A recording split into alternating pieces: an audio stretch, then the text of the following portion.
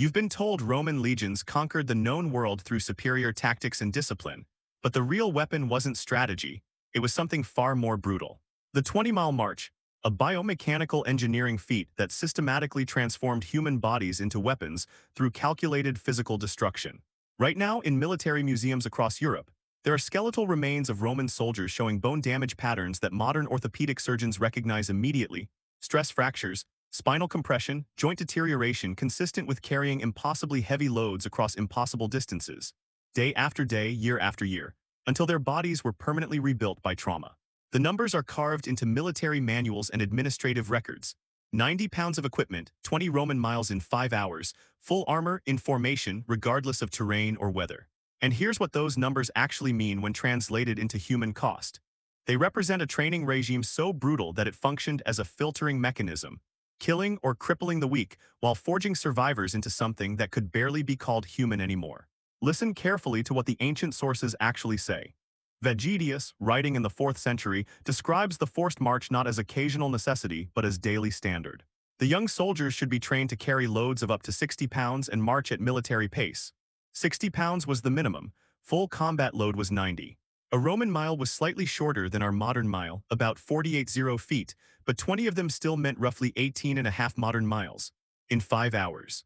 That's a sustained pace of nearly 4 miles per hour, while carrying what amounts to a modern soldier's full combat load plus additional entrenching tools, cooking equipment, and several days' rations. Modern militaries consider a 12-mile march with 50 pounds to be extreme conditioning. Roman legions did 20 miles with 90 pounds as standard operating procedure, every single day, for months during training and then regularly throughout their 25-year service period. Now understand what this does to a human body.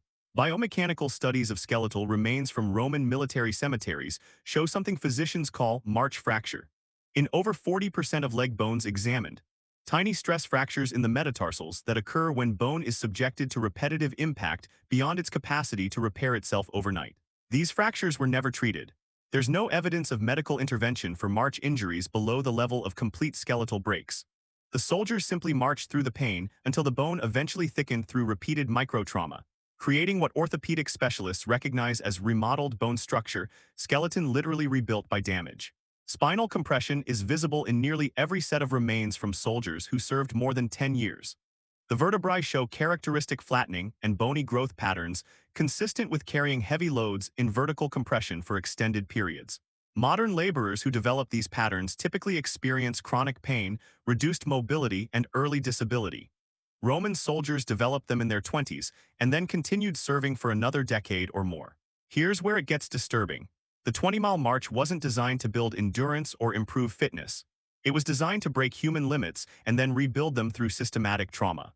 The equipment load was deliberately excessive. Soldiers carried entrenching tools they might use once a week, cooking pots they could have transported by cart, spare clothing they didn't need. The weight was the point. Training manuals explicitly state that soldiers must bear the burden to become hardened. Modern military science understands load carriage biomechanics.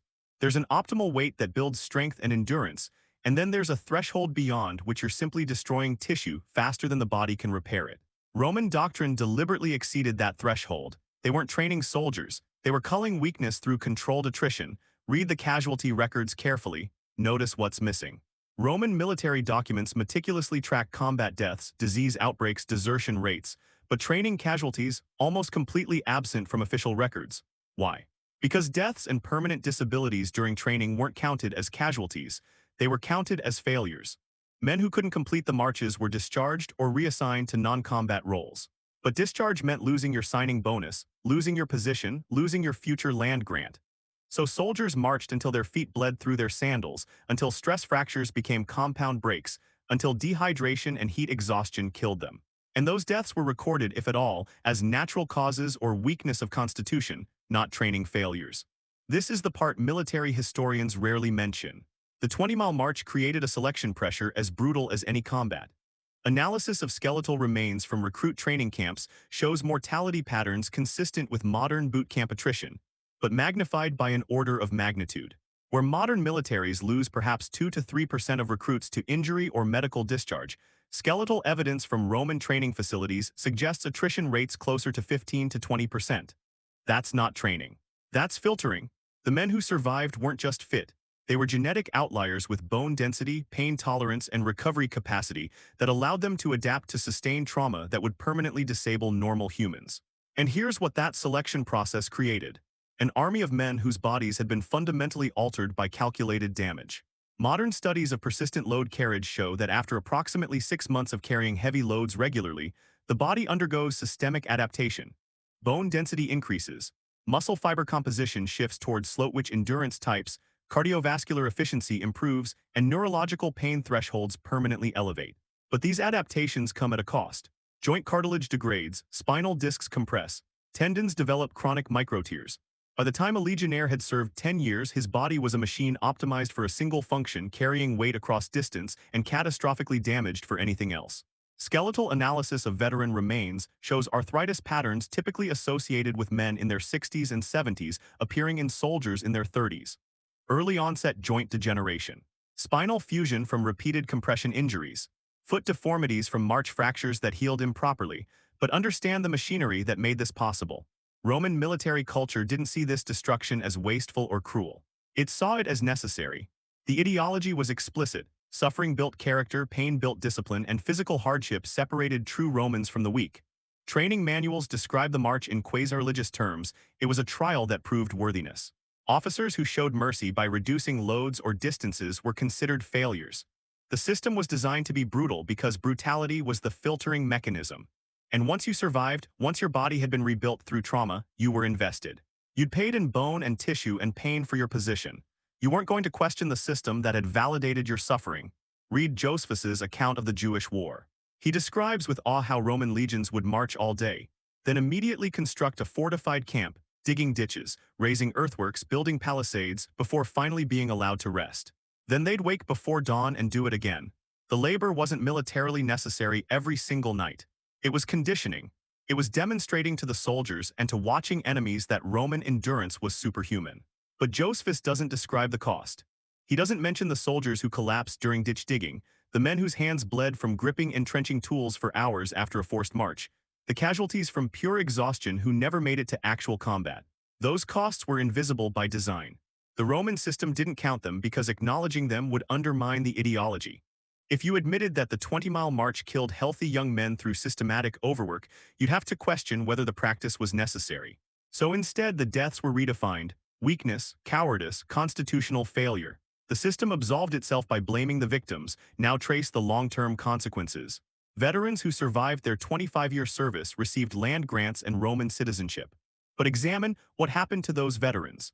Skeletal remains from veteran colonies show dramatic health deterioration compared to civilian populations. Chronic pain, limited mobility, early death, men in their 40s with skeletal damage equivalent to modern sedentary 70-year-olds. The system used their bodies completely, extracted every possible year of service, and then discarded them to live out shortened, painful lives as farmers on marginal land.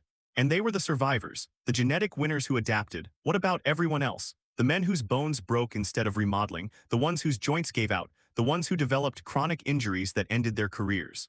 They disappeared from the record entirely. No pensions for medical discharge, no land grants for incomplete service.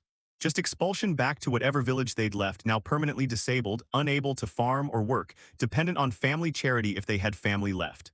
This changes everything we think we know about Roman military superiority. The standard narrative celebrates discipline and training.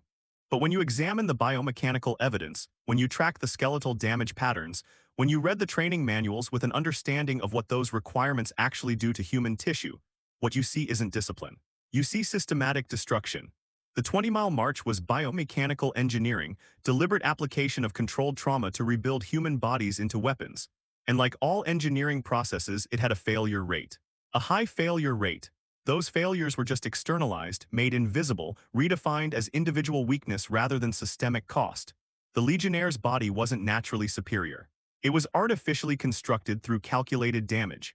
The men who could survive that construction became formidable soldiers, not because they were better humans, but because they were the statistical outliers whose biology could adapt to sustained trauma.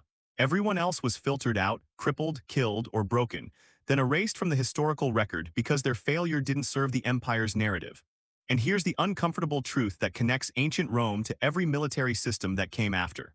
The willingness to destroy human bodies systematically, to treat physical trauma as a necessary filtering mechanism, to redefine casualties as character failures, that didn't disappear with the legions. It's still here. Modern militaries are more careful, better at preventing permanent damage, more willing to acknowledge training injuries. But the fundamental logic remains. Push human bodies past sustainable limits, filter out whoever breaks, celebrate the survivors as proof the system works. The 20-mile march never really ended. It just got better at hiding its casualties. If you've learned anything from this investigation into the biomechanical engineering that built Rome's military machine, hit that subscribe button on Mythbusting, because we're going to keep uncovering the uncomfortable truths that traditional military history prefers to celebrate rather than examine. The machinery of empire is always more brutal than the monuments suggest, and the human cost is always higher than the victory inscriptions admit. So what military myth should we dismantle next? Drop your suggestions in the comments below.